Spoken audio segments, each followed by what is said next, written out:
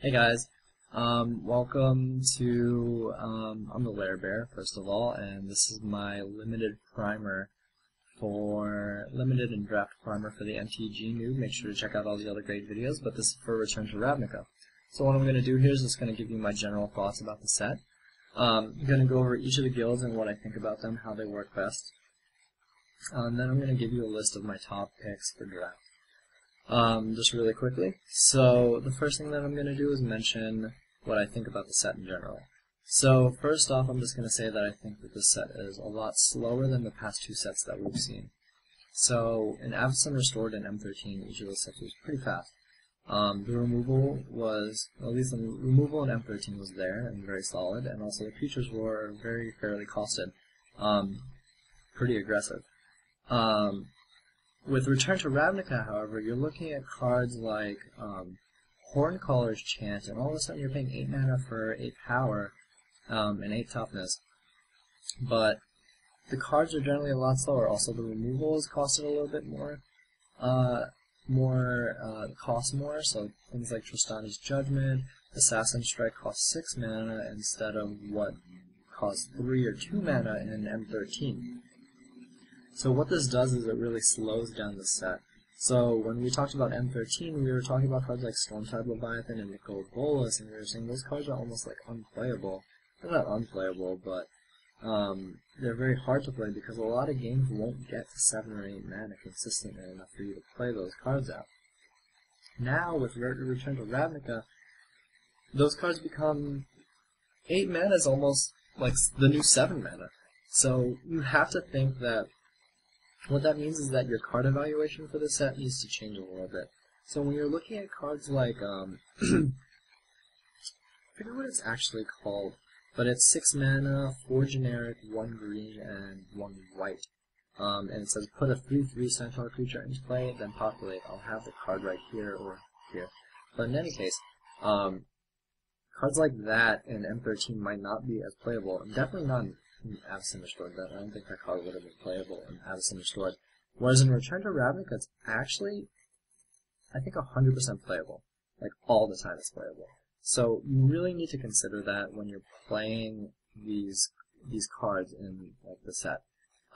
So change your card evaluation a little bit. Also, those cards become a bit more playable because green has a lot of ramp.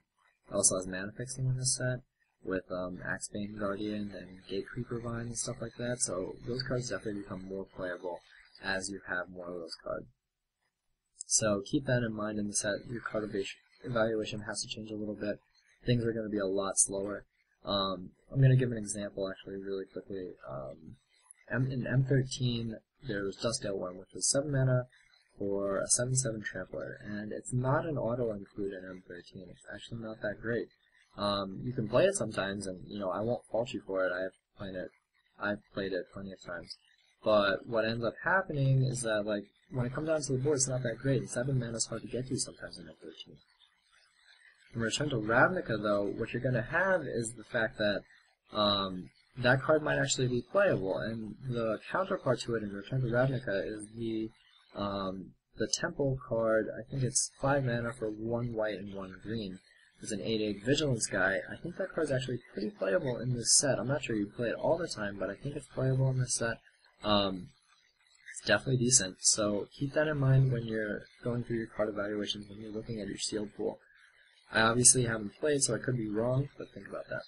The other thing I want to say about the set is that it's more removal light. So what I mean by that is, in M13 you have cards like Murder, Searing Spear, Essence Drain, Unsummon, Crippling Blight at 1 mana, Flames of the Firebrand. All common uncommon removal was pretty low costed and was not, you didn't need to do anything to kill your creatures. There was Divine Judgment, which was attacking and blocking, but it wasn't that great. So the removal was really at a premium in M13. I remember seeing that in my M13 primer. But here we're talking about removal that's not as good. The removal in this set consists of cards like Tristani's Judgment, Assassin Strike. Those cost 6 mana to kill or get rid of a creature. There's also the red counterpart to that.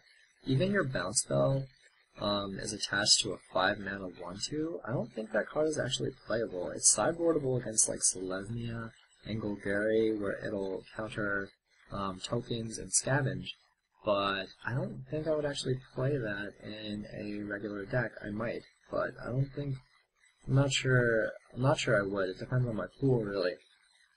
In any case, so what happened to all that removal? All that removal got moved to rare. You have Detention Sphere, which was like Oblivion Ring in M13. You have Abrupt Decay. You have the new Rakdos Terminate. You have even the bounce spell has been moved to rare in Cyclonic Rift. I mean, it has Overload, so I understand why it got moved there, but it's at rare now, so you're not going to have a lot of removal spells.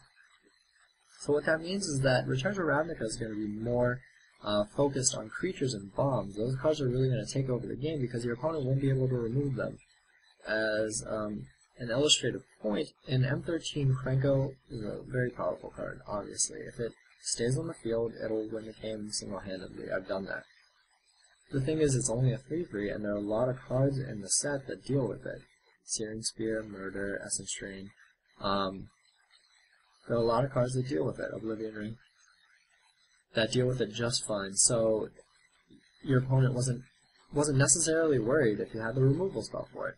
Now, if you moved Krenko to Ravnica and put him in the same scenario, he would just destroy games, because even if your opponent, say you played him on turn 4, your opponent would probably have to wait until turn 6 to kill it with Tristani's Judgment or Assassin's Strike or something like that, because it's 2 activations.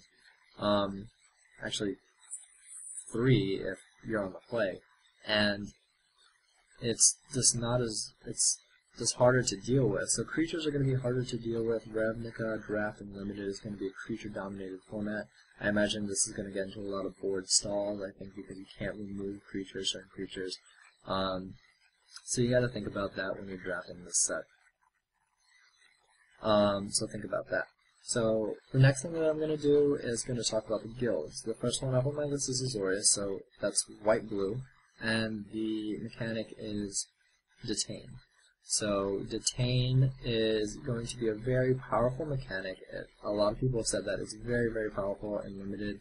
It's almost like bouncing a creature, except your opponent doesn't have to like replay it, so it's not as good, but it's almost like bouncing a creature because it can't attack, block, or activate its activated abilities.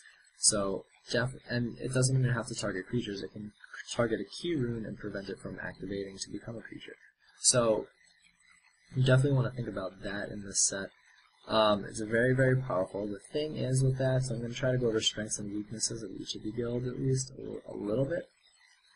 But with Azorius, its creatures are not that good. You look at some of Azorius' creatures in white and blue that have Detain, and you have Azorius Justice here. I think is how you say it. It's a 2/2. It detains up to 2 creatures, which is great, but it's just a 2/2.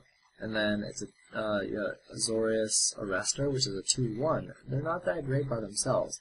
The thing is, Detain is a very good tempo mechanic. Tempo is something that you do, like you unsummon your opponent's creature to buy yourself a turn, almost. You take away part of your opponent's turn. So, say your opponent plays a Knight of Glory in M13, and then when he swings in with it, you unsummon it. What you've done is you've taken away his attack step, and you've saved yourself your life. That's tempo. The thing is, tempo can be good in saving you life. Like, if you're playing against Rakdos, and they lay out a 3/2 and a 3/3, and then you play out Azorius Justice here, you save yourself 6 damage. That's really good, and I'm all for that play. But the thing is, if you don't do anything with that tempo, sometimes it's just not going to be good enough. So what I mean by that, and just to illustrate that point, is to say that Sleep in M13 is a tempo card. It prevents 2 blocking steps and 1 attacking step from your opponent. If you play that out with 2 other creatures on the field, you're up a lot, because you're going to get in like 10 damage maybe, while your opponent has to like sit there with his tap creatures. If you have no creatures out on the field, though, it does nothing. It buys you 1 turn of attacking, which, I mean, can save you the game if you have a board wipe, but other than that, you're not doing a lot. So what happens is, like in tempo decks, like typically green-blue is a tempo deck, you have like creatures out onto the field, like Centaur Courser or like other green guys, and then you use Unsummon and Sleep to take out your opponent's guys and then swing in. you're putting on pressure by having early guys to deal damage. There are two ways to take advantage of tempo. One is to do that, have early guys and deal early damage while you're tempoing them out and put them on their back foot. The other is to use tempo to get to a bomb. So if you're going to play, Angel of Destiny, I think that's the name. I'll have the card up, or Archon of the Triumvirate, and you're going to get to those cards, yeah, sure, go for it. Like, tempo them out, and then play those cards that are just going to completely take over the game. But the thing is if you don't have a bomb like that, you got to rely on your early creatures, and Azorius honestly does not have early creatures. You do have things like the Leaf Sky Knight is solid as a 3-mana 3/1 flyer, but there are also a lot of cards that can deal with that. There are the 1/1 flying bird tokens, Electrickery, there are a lot of ways to deal with that kind of creature. And then honestly, Azorius' other creatures are 2/1s, 2/2s, and a bunch of like 2/2 flyers, which are honestly not that great and are not going to get there a lot of the time, so you need to be thinking about that. And that Detain is a very powerful mechanic, but you need to pair it with good creatures. The reason why I mention this is because I think Azorius probably pairs best with Selesnya. Now, just some note about drafting a Ravnica set. Ravnica is a very notoriously hard set to draft, because it's multicolored. A lot of people might think, oh, I gotta stick to one guild, only one guild, and you're gonna end up playing some mediocre cards if you do that. You're gonna be playing cards like Rootborn Defenses and Azorius, which doesn't make any sense, because Populate is gonna do absolutely almost nothing for you. I say almost because you could have like a 1/1 flying bird, but even that's not that great. The best decks, I think, are going to be ones that have a decent, some kind of mana fixing in the guild gates, in the key runes, and are going to be splashing a second guild. So, with Azorius, you might be splashing some Selesnya cards. You might have 5 or 6 green mana symbols, and then you would want 5 or 6 green sources in your deck. Maybe 7. Depends on how good your mana fixing is. But in any case, those are the best decks because all their cards are going to be very powerful, and they're just going to be doing really good things. So, going back to my earlier point, in saying that Azorius probably pairs best with Selesnya. Selesnya has the early creatures and the 3/3 centaurs and stuff like that that are really going to put the pressure on while you detain your creatures like a normal tempo deck would do. So, you really want to consider that. I don't think Azorius pairs well with Izzet because Izzet's creatures are not that great. They're not powerful at all. Actually, I think Izzet is the worst guild. So keep that in mind if you're going to draft Azorius. Going on to the next guild I want to talk about is Izzet, actually. So Izzet is the weakest guild. It's a guild based around instants and sorceries. The thing is, instants and sorceries in Return to Ravnica are absolutely terrible. So, they're not absolutely terrible, but like, the 6 mana deal 5 damage is not very good. 6 mana destroy target creature is a removal spell, but, I mean, it's not great. So, and also, I've never enjoyed drafting red-blue because it seems really weird to have, like, a bunch of, like, weird 3/3 hill giants on the ground and then, like, 2/2 flyers in the air. That it doesn't make sense to me.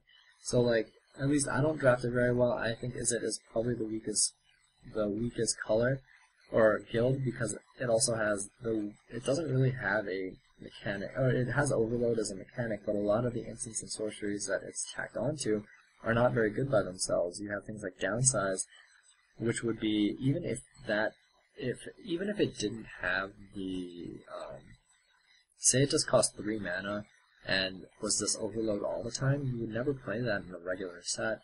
There are also things like the Mizium skin, which gives hexproof, but the thing is, to all your creatures, but why would you need to give hexproof to all your creatures? Most of the time you just want to give it to one, and plus the removal in this set is kind of mediocre anyway, so I think hexproof is not going to be as good of a mechanic. I mean, like, it works well with the mini enchantment theme, but other than that, it's not that great. So, Izzet, I think, is probably the weakest guild. If you open the Mizzet, go for it, but other than that, or Hypersonic Dragon, but other than that, it's pretty weak. You also have to consider that a lot of the bad rares in this set, the bad limited rares in this set, are in red-blue. Think about Search the City. There's also a couple other cards. There's the one that makes you get a creature from the top of your deck and then they fight with your opponent. Like, they do the same thing. I forget the name of the card right now, but that's not a playable rare. And honestly, in a set that's built around, not built around, but is going to be focused on bombs, you don't want to have a chance to open up a bad rare. So consider that when you're going to your pre-release this weekend. I think Izzet probably pairs best with Rakdos because the instants and sorceries work well. You can get a Grixis sort of control deck going on with Rakdos' really powerful creatures. So consider that on the weekend. I think Izzet probably pairs best with Rakdos. The next guild on my list is Selesnya. Selesnya has the populate mechanic, which basically copies a token. Something that I just want to say about this is that I think Selesnya is one of the more powerful guilds. I think it's 1 or 2 on my list, depending. The other one being Rakdos. But in any case, I'm going to be choosing Selesnya for my guild this Friday/Saturday. The reason why I'm choosing to do that is because I feel like it's the most self-sufficient. What I mean by that is that white has decent removal in this set, and white-green has some very solid creatures and powerful spells. Populate is a very powerful mechanic on its own. So it's just very powerful. In sealed, what ends up happening is that you can't really build a curve. It's really more dependent. I mean, you can based on what you open, but you can't do it like you would in a draft, where you can pick a mediocre 2-drop over a better 3-drop because you want to curve out. You can't do that in sealed. So what ends up happening is that you rely more on the power level of your cards more so than the consistency of your deck. And then basically what I think is that Selesnya has the more powerful spells. I think Populate is also a very, very powerful mechanic. The Selesnya Guild Mage is very, very powerful as well. It's the best Guild Mage by far. So I'm going to be choosing Selesnya as my guild, so keep that in mind. One thing that I wanted to say about Populate is that you don't want to be playing the Populate spell without enough token generators. So there are cards like the 6-mana spell that gives you a 3/3 and then populates. That's always playable. There's also Eyes in the Skies, which is also always playable because it can give you 2 1/1 flyers, which is fine on its own at instant speed, so it's a trick. And it can also give you 1/1 or 3/3 if you have a Centaur out. So that's always playable. But there are cards like Rootborn Defenses or the Fog Effect, which I would not normally play unless I had a lot of token generators. If you have token generators, all of a sudden those cards become a lot more playable. So you don't want to be playing Rootborn Defenses if you only have 4 token generators or something like that, because a lot of the times this is going to make your creatures indestructible, and that's it. And I understand that that can lead to blowouts, but the times when it leads to a complete blowout happen a lot more in your mind than they actually do in a real game. Unfortunately, because like I love to think that giving my guys indestructible is always going to win me the game, but sometimes it's just you have 1 creature out and you are holding Rootborn Defenses, and your opponent's swinging in with 3 creatures, and you're just sitting there like, alright, this Rootborn Defense is not doing the job. So you really want to have probably around 7 token generators in your deck. I would consider 6, but I think 7 is really the good number to start playing cards like that. And there are obviously levels to them, but I think you really want to think of 7 as a good number. An example that we are more familiar with is Augur Bolus. If you played Augur Bolus with only 4 or 5 instants in your deck, it wasn't as good because it was a 2-mana 1/3, and sometimes it would hit, but sometimes it wasn't. If you were playing 7 or 8 instants and sorceries, all of a sudden you hit that with a lot more consistency. The difference between 30% and 50% is huge. Those aren't exact numbers, I'm not sure, but say like you play, actually you can do the math really quickly in your head. If you're doing, if you're playing Augur Bolus and you play it out on turn 2, say you're on the draw, there are 31 cards in your deck. If you only have 5 instants or sorceries, you have a 1/6 chance of hitting. Actually, not 1/6, you have about, I shouldn't do this math. In any case, it's a lot more if you have 7 or 8 versus 5 or 6, or 4 or 5. Because there are 3 cards, so the math becomes a little bit more complicated. Sorry about that, but, in any case, with Augur Bolus, you really want to up the instants and sorceries, and I think it's the same thing with Populate. You really want to be increasing the amount of token generators you have. You don't want to be playing those blindly in an Azorius deck, because it'll do some work, but not as much as you want it to. The next guild that I want to talk about is Golgari. Golgari is just a very solid guild. I think it's definitely playable. I'm not sure how powerful it is. I think the power level of this guild is a little bit harder to imagine when you haven't played with it, because Scavenge makes all your creatures 2-for-1.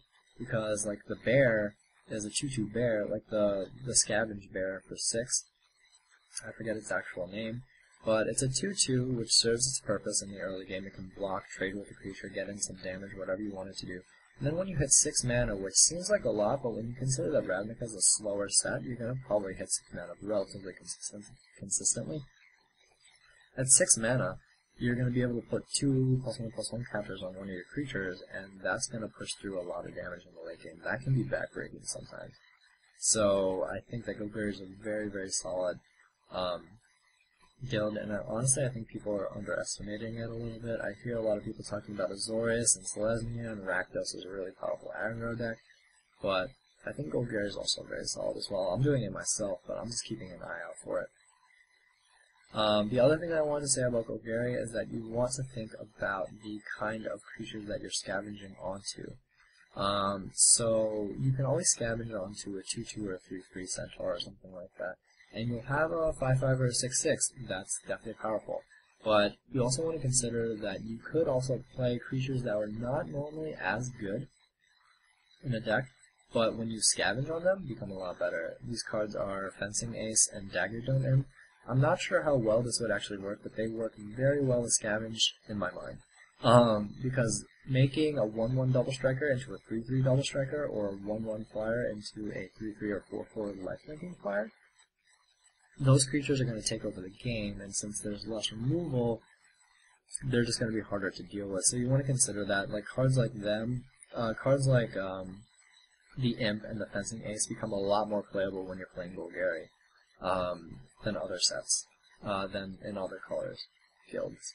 The other thing that I want to say is this little interaction thing with Golgari. So you can scavenge onto target creature. It says it doesn't have to be your creature. So if your opponent is playing an unleashed creature, you can scavenge onto it to make it not be able to block. And I can imagine games ending that way, and I think it's something that people going into the pre-release won't necessarily think about. It's like an interaction. Like, I've been looking at the set for a couple of days, and you really want to be thinking about that when you're playing the pre-release. So keep that in mind.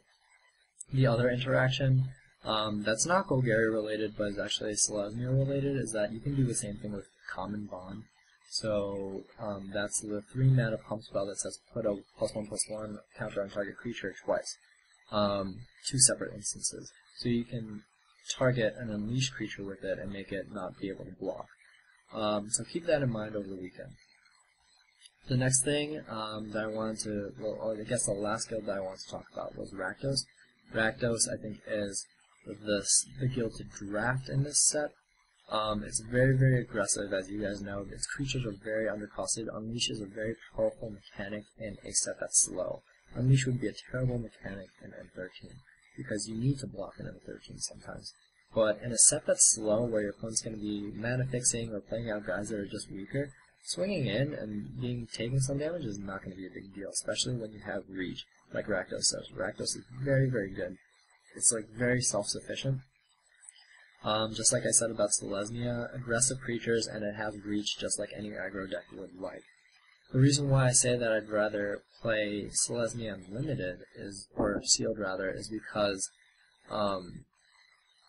Rakdos and aggro decks tend to rely more on a curve than Selesnya does. So when you're playing Sealed, you rely more on the power of your creatures, like I was saying before, and not on the curve. In draft, you can draft a curve like very easily, and Rakdos is probably more powerful. Whereas in Sealed, you can't guarantee that you're going to have a good curve in Rakdos, and that's something that's absolutely essential in an aggro deck. Something else that you want to consider about that in draft is that people have been saying that Azorius and Selesnya are the 2 most powerful guilds. At least that's what I've heard personally. You guys may disagree.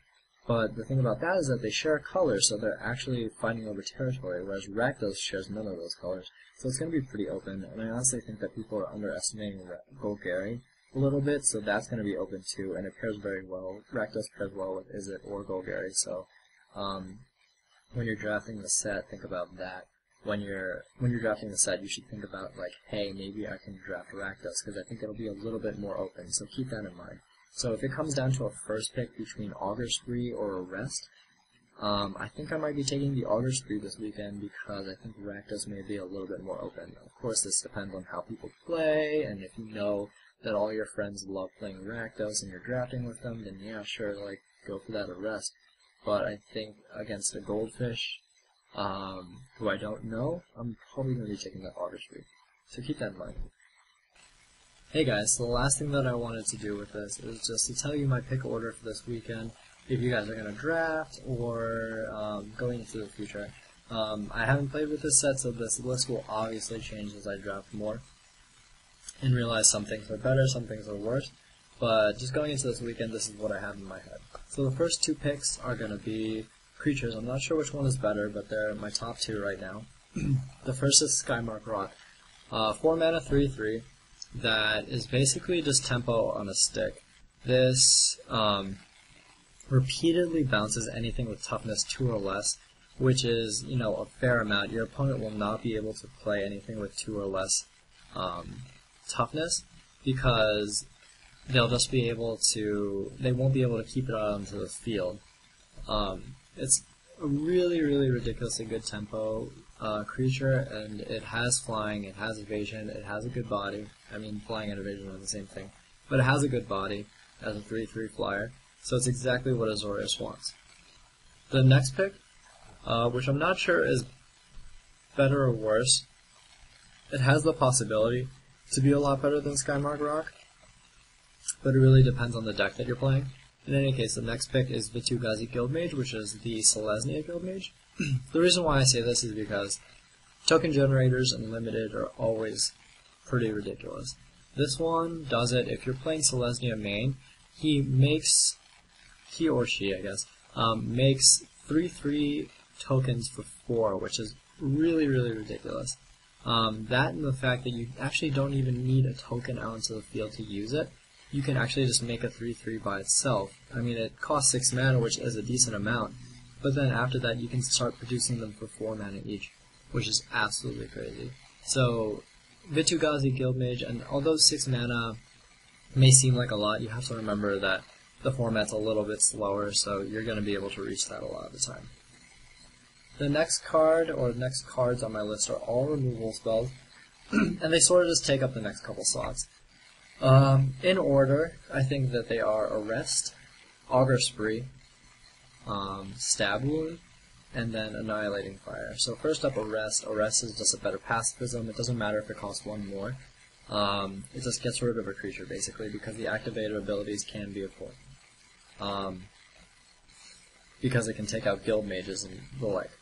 In any case, it is a little bit weak to enchantment removal, which is a little bit more prevalent in this set because there's a mini enchantment theme in white.